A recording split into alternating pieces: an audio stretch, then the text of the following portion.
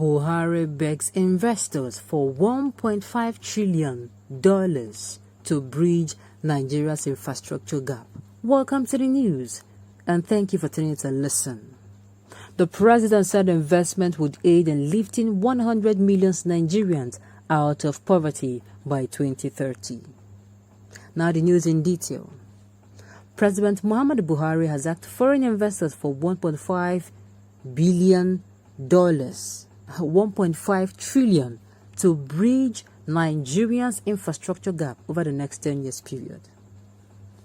Mr. Buhari gave the figure on Tuesday in Glasgow at a COP26 high-level side event on improving global infrastructure hosted by President Joe Biden of the US, EU Commission President Don von der Leyen, and UK Prime Minister Boris Johnson.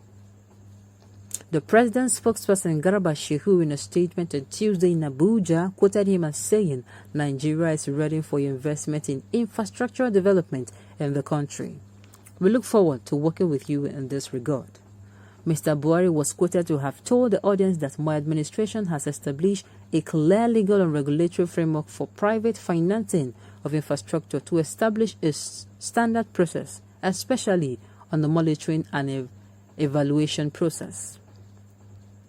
He said new investments in infrastructure in critical sectors of the country's economy would aid in lifting 100 million Nigerians out of poverty by 2030.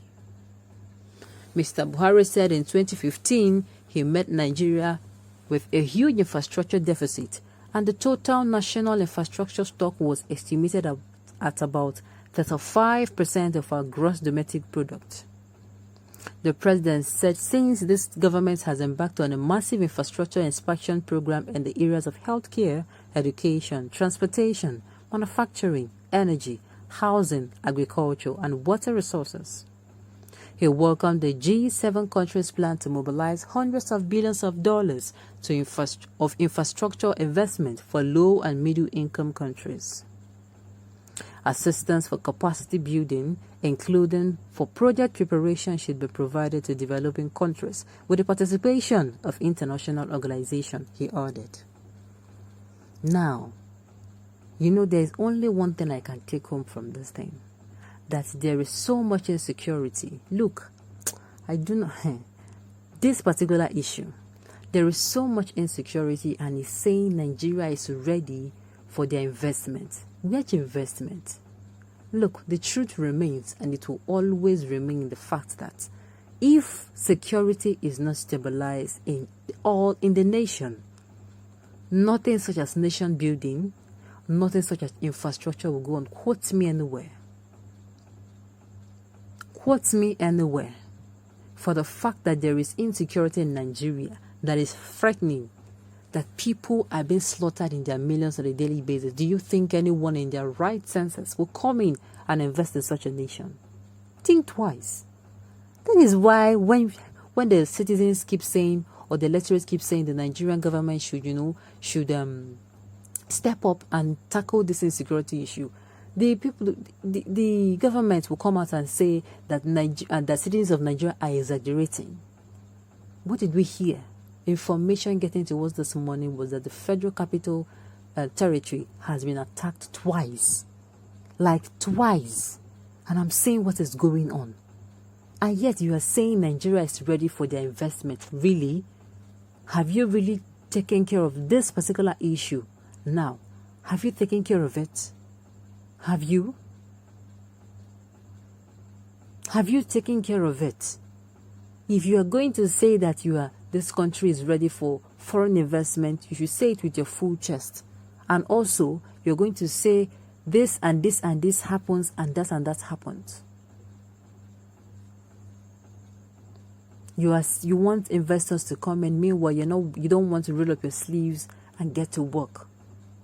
Get to work.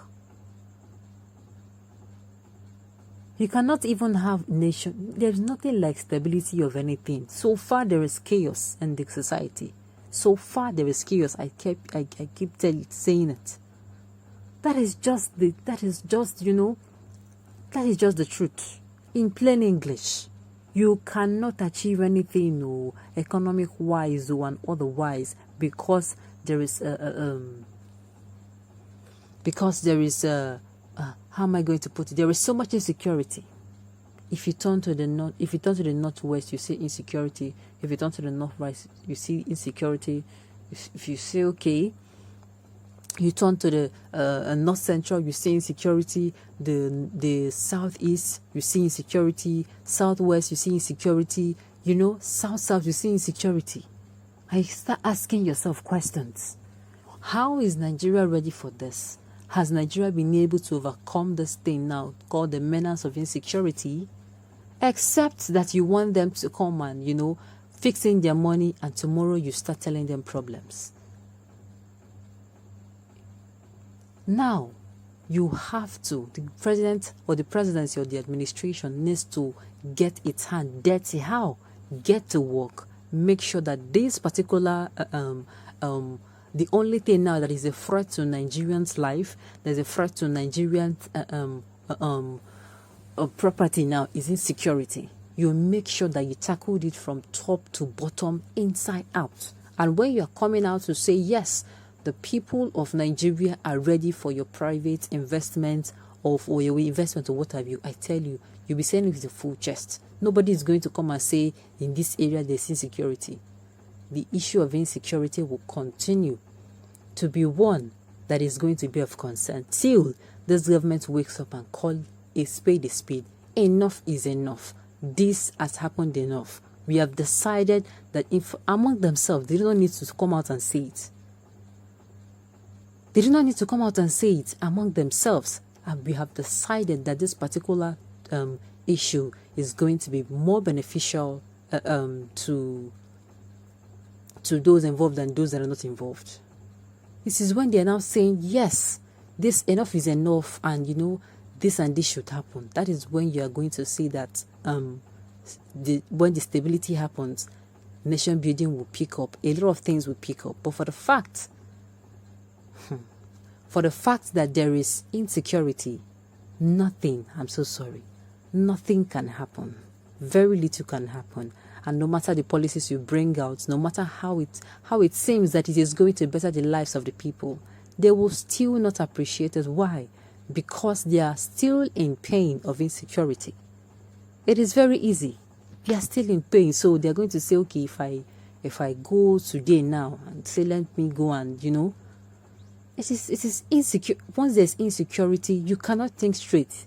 Somebody who is being chased by a lion will continue to think of how to get to safety, not how to, you know, wake up in the morning the next day and go to borrow funds. It is when you are safe that you can say, oh, okay, I can really borrow funds. On this note, we have come to the end of the news. We say thank you for turning to listen. Until I come your way next time.